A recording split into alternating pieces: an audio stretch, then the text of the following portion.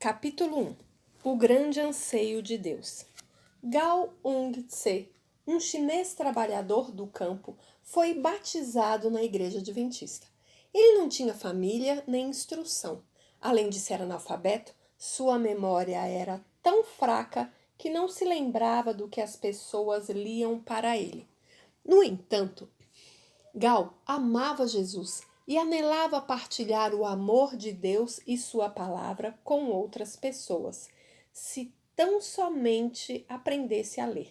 Em um sábado, resolveu suplicar ao Senhor que fizesse alguma coisa, qualquer coisa, para que ele pudesse partilhar sua fé.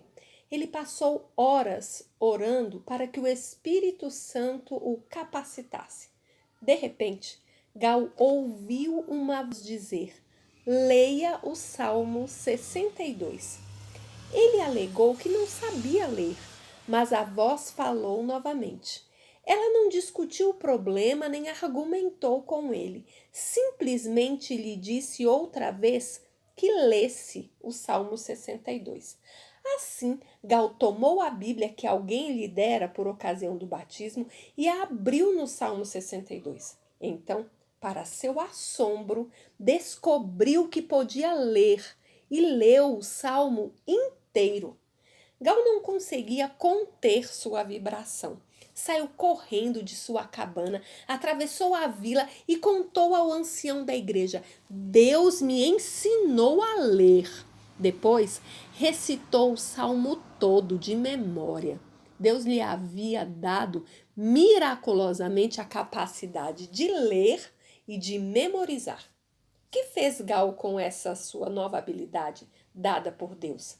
Proclamou o amor de Jesus a todos os que quisessem ouvir. Ele abria a Bíblia e lia para os outros, como se cada palavra viesse do céu. Esse trabalhador comum colocou ousadamente sua confiança nas promessas divinas e Deus o usou para levar cura e esperança para multidões.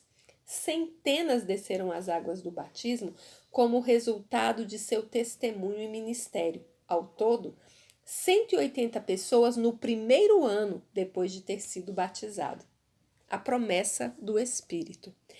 Ellen White declarou sem rodeios: a dispensação em que vivemos deve ser para os que pedem a dispensação do Espírito Santo. Assim, evidentemente, o Espírito Santo está atuando agora na Terra de modo mais intenso. Estamos aproveitando esta oportunidade? Estamos pedindo que Ele nos encha o coração, bem como o nosso lar? Estamos nós, à semelhança do irmão Gal, insistindo para que o Senhor nos encha e nos prepare, recusando-nos a receber um não como resposta? Na noite da Páscoa, poucas horas antes da crucifixão, Cristo prometeu aos discípulos que o Espírito Santo viria. Eu rogarei ao Pai, ele disse, e ele vos dará outro consolador, a fim de que esteja para sempre convosco, o Espírito da verdade, que o mundo não pode receber, porque ele habita convosco e estará em vós. João 14, 16 e 17. Que passagem tremenda! Jesus prometeu pedir ao Pai o Espírito Santo em nosso favor. Quando ele fez esse pedido? Deve ter sido na manhã do dia em que ressuscitou, quando se encontrou com o Pai. Olha lá em João 20, versículo 1, versículo 15, 16 e 17. Naquela noite, quando apareceu aos discípulos no cenáculo, ele lhes disse que lhes concedia a promessa de meu Pai. Lucas 24, 49. E soprou sobre eles para que recebessem o Espírito Santo como uma garantia do Pentecostes. Ver João 20, 19, 20, 21 e 22. Ele incutiu nos discípulos a santidade da obra de partilhar seu caráter com aqueles a quem apresentariam o Evangelho. Que mais Jesus prometeu? Conforme João 14, ele disse que enviaria outro consolador. A palavra grega traduzida como ajudador ou consolador é parakletos, que literalmente significa alguém ao lado. Usamos para hoje em palavras como paralelo, algo que corre ao lado de outra coisa, e paramédico, alguém que atua em áreas da medicina e que faz algumas das mesmas coisas que um médico faz. Está implícito que o Espírito Santo é alguém como Jesus, mas alguém que estará conosco para sempre. Enquanto Jesus atua como o segundo Adão, representando a humanidade no céu, o Espírito Santo, o Paracletos, atua na terra como Deus conosco. Eu gostaria que você notasse mais uma coisa nesse texto. Jesus mudou a preposição que nos diz como o Espírito Santo se relaciona conosco. Ele não disse que o Espírito Santo meramente estaria com seus filhos, assim como Jesus estava com os discípulos. O Espírito Santo deveria estar em nós.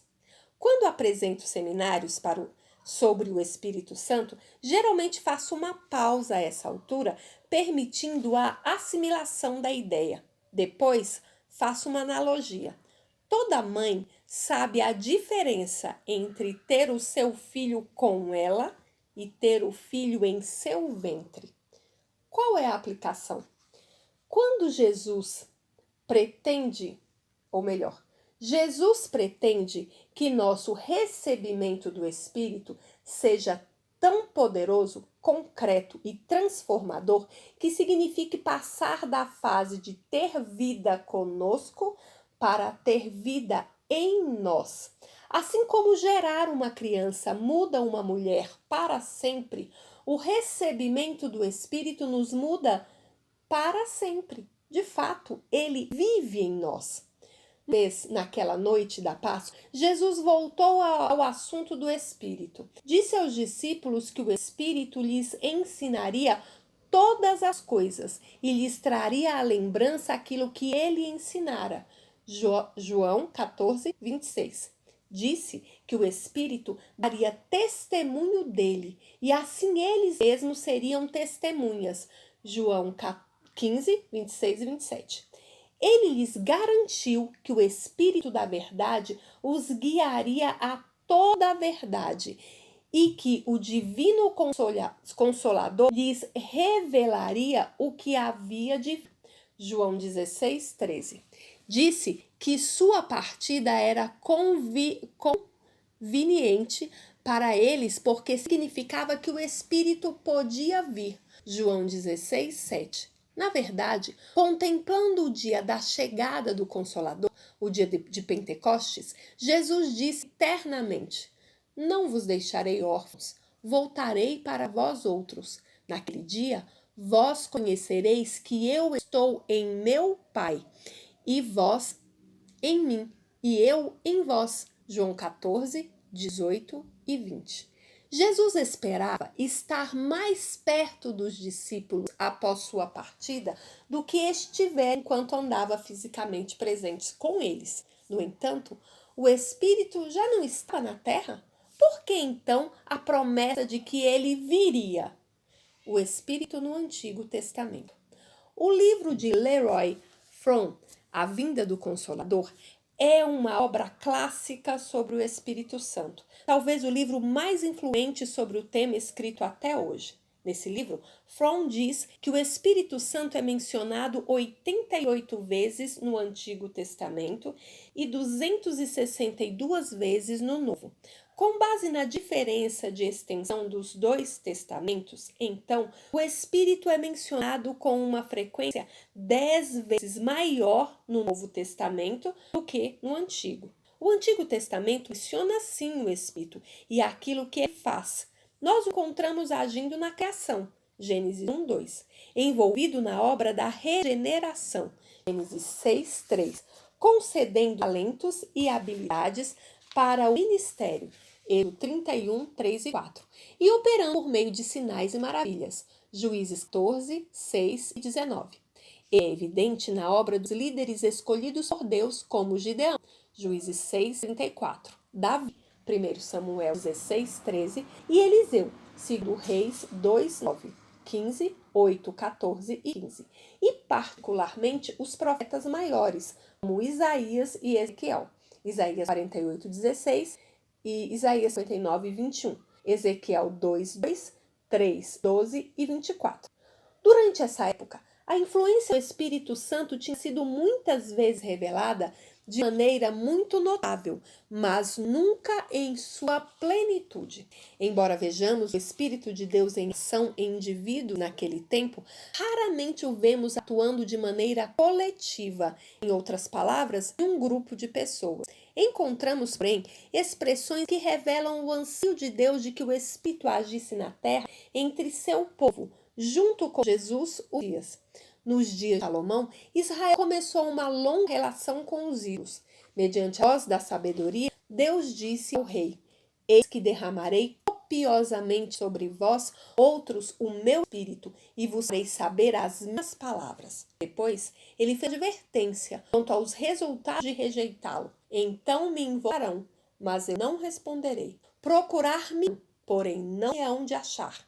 Com a ressalva de que me der ouvidos habitará seguro, tranquilo e sem temor do mal. Provérbios 1, 23, 28 e 33. Isso aconteceu mais de 900 anos antes de Cristo vir à Terra. Um século e meio mais tarde, disse a Isaías que o Messias vindouro teria a plenitude do Espírito de Deus. Isaías 11, de 1 a 13, 42, 1, 61, de 1 a 3. Por volta da época de cativeiro babilônico, séculos antes de Cristo, a maior parte do povo de Deus havia se tornado completamente pagã. Por meio de Ezequiel, Deus prometeu uma mudança. Ele disse que vindicaria a santidade do seu grande nome, que foi profanado entre as nações. Ele aspergirá água pura sobre eles e os purificará das imundícias de todos os seus ídolos. Além disso, Deus declarou que daria ao seu povo um novo coração, poria um espírito novo dentro dele e faria com que andasse nos seus estatutos. Ezequias 36, 23, de 25 a 27. Você assimilou essas declarações? Deus faria com que eles andassem nos seus estatutos. Quando os israelitas se apresentaram ao pé do Monte Sinai, eles não haviam prometido andar nos estatutos de Deus. Eles disseram, tudo o Senhor falou, faremos. Êxodo 9:8.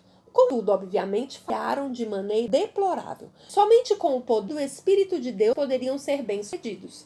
Zacarias 4:6. Finalmente, por intermédio de Israel, um dos últimos profetas do Antigo Testamento, Deus apelou para um reavivamento e uma reforma. Ele disse, convertei-vos a mim de todo o coração. Isso com jejuns, com ouro e com prata. Convertei-vos ao Senhor, nosso Deus, que Ele é misericordioso, compassivo. Tocai a trombeta em Sião, promulgai o santo jejum, proclamai uma assembleia solene, congregai o povo, ajuntai os anciãos. Chorem, sacerdotes, ministros do Senhor, entre o pórtico e o altar, e orem, poupa o povo, ó Senhor. Então o Senhor, respondendo, disse, restituí-vos-ei os anos que foram consumidos pelo gafanhoto. Acontecerá depois, derramarei o meu espírito sobre toda a carne. Os filhos e vossas filhas profetizarão. Até sobre os servos e sobre as servas derramarei o meu espírito naqueles dias. Mostrarei prodígios no céu e na terra, antes que venha o grande e terrível dia do Senhor. E acontecerá que todo aquele que invocar o nome do Senhor será salvo. Alegrai-vos, pois, filhos de Sião, regozijai-vos no Senhor vosso Deus, porque ele dará em justa medida a chuva, fará ser como ora a chuva temporã e a serão. 2, 12, 13, 19, 25, 20, 32 e 23. No dia de Pentecostes, Pedro relembrou essa maravilhosa promessa que Deus dera por meio de Joel, lá em Atos 2, de 14 a 21. Pela primeira vez, encontramos Deus prometendo o Espírito para toda a carne, homens, mulheres, jovens e velhos. Por médio do povo de Deus, o poder e a presença do Espírito seriam então manifestados ao mundo. Por que não podia ter acontecido nos tempos do Antigo Testamento? Diz que o Espírito, até aquele momento, fora dado, porque Jesus ainda não havia sido glorificado. João 7:39. Quando Jesus foi glorificado, depois de sofrer e morrer como ele e seu pai deixaram claro alguns dias antes da cruz, João 12:23, 24, 28, 13, 31 e 32. E somente alguns dias depois de Pentecostes, Pedro, por inspiração divina, anunciou que Jesus já havia sido glorificado. Atos capítulo 3, versículo 13. Como isso se realizou? Naquele dia, Cristo foi entronizado como Rei dos Reis, em adoração dos justos, tendo a confirmação do sacrifício. Paulo nos ajuda na compreensão desse evento, escrevendo que, por ocasião da ascensão, Cristo levou cativos ao céu e concedeu dons aos homens. Efésios capítulo 4, versículo 1. Isso reflete o que os reis da época faziam quando tornavam para casa após derrotar os inimigos em batalha. Os súditos do vitorioso se reuniam para recebê-lo. Então, o rei e seu exército desfiavam para dentro da cidade diante dos soldados inimigos, então eram seus cativos. Enquanto marchavam, o rei mandava que dons, isto é, porções dos despojos, jogados ao povo em júbilo. Os cativos que levou para o céu eram as primícias de sua ressurreição. Mateus capítulo 27, versículos 52 e 53. Os despojos eram os dons do Espírito derramados sobre a igreja para o avanço do reino de Cristo. Cário ante Pentecoste. O que vamos de ver revela que, sob nenhuma circunstância, o Pentecostes poderia preceder o Calvário. Cristo precisava ser glorificado como vencedor sobre o pecado e a morte, antes que seu povo recebesse a plenitude do Espírito. A razão é tanto sim. Deseja a plenitude de Deus em nossa apenas quando vemos o sacrifício completo de Cristo por nós. Havia dito que o objetivo do Espírito Santo é convencer o mundo do pecado, da justiça e do juízo. João capítulo 16, versículo 8. Como Jesus realiza melhor? O Deus realiza isso. A convicção do pecado traz resultados em ter arrependimento. Porém, nos arrependemos simples porque se claro que nos. Se você parece comigo, aposta um só não, com demasiada frequência, temos o pecado sabendo feitamente que é pecado, mas assim continuamos. O arrependimento é assado por mais do que simples reconhecimento que somos pecadores. Ele vem com demonstrar o amor de nós. Bondades é que conduz ao arrependimento. Paulo ama Romanos 2, versículo 4. Sinistro. Cristo pôde o bem ter no jardim de Getsêmani. Podia ter morrido onde fagado sobre ele o peso dos pecados. Mateus capítulo 6, versículos 30 e 37 e 8. Bem, se isso houvesse sido, os seres celestiais teriam de avaliar a bondade e a compaixão de Deus para a raça caída. Nós, seres humanos, teríamos perdido a ação. Necessário sofrimento, filho de Deus. Achou pródigo demonstrar o amor de Deus nós na para nos começar a prestar atenção. Então, somente podemos realmente ser convencidos do nosso pecado. Permite ilustrar. Anos atrás, quando eu era jovem professor em nossas universidades, de manhã cedo ao auditório, era uma pessoa, horas de outras pessoas chegarem ao pé. Enquanto estava ali, um vislumbre de um bem conhecido pintor que Ellen fez palavras acerca dos vícios por mim. Foi Cristo brutalmente agredido por minha causa, cabeça, suas mãos e pés feridos por minha causa. E White atou para a visível angústia, encheu a altar-se de face dele e pedi isso tudo por causa do meu pecado. Então, em sendo de dolorosa verdade, tora-se ao leitor. É por ti que o Filho de Deus sente e encarrega esse fardo de culpa. Por ti que destrói o domínio da morte e as portas do paraíso. Comecei a passar ali no momento. Tentei concluir a letra do parágrafo, mas não conseguia mais ler. Meus lábios se tornaram rios de tristeza, misturaram um alívio. Caí de joelhos, reduzia um violento quejar, não cessava, e bravei em volta, por Senhor, porque Maria Santo, sou eu a dar mesmo por mim. Aquela manhã chorei, até ficar lágrimas. Eu havia condido a meu Senhor, meu mestre Senhor, mais plena do que nunca antes. Eu era pastor, professor, fazia anos. Havia sido na igreja, constantemente posto a obra de Cristo em pecadores. Havia dado centenas de pessoas ao cruz. Havia lido passagem muitas vezes. Na manhã, nelas do ramaram inundação, luz, a graça de Deus, senti surado. Permaneci no escritório por 1 hora, orando a tristeza de que os pecados causaram a morte de Jesus. Eu continuar insensivelmente pecando, sem importar que o pecado faz ali, de que ele havia vivido por tanto tempo sem aliar plenamente o que Deus era por mim. Podia Deus do céu, os reis do Senhor, a quem devemos tudo, desde respirar até a vida eterna. Como pôde ele entregar sua vida por mim? A verdade, senti tão subjugado o amor de aquele dia que por algum tempo não ousei ver ou falar. Uma blasfêmia dizer, mesmo que for muito errado, o Santo Deus sacrificou por mim, silencioso, e ele parar por ali. Pois imagine que se eu abrisse mais sua graça e meu favor, acabaria aplaudindo, capaz de lar tudo aquilo. O que você pensa que isso quando você ia me recordar? Só que voltei à minha vida tão dado quanto antes. Procurei dições seculares. Ah, não. Eu me entrei totalmente, pelo menos, mais plena do que antes. Senhor, disse, estás disposto a me dar desse jeito? Eu não mereço, nunca mereci.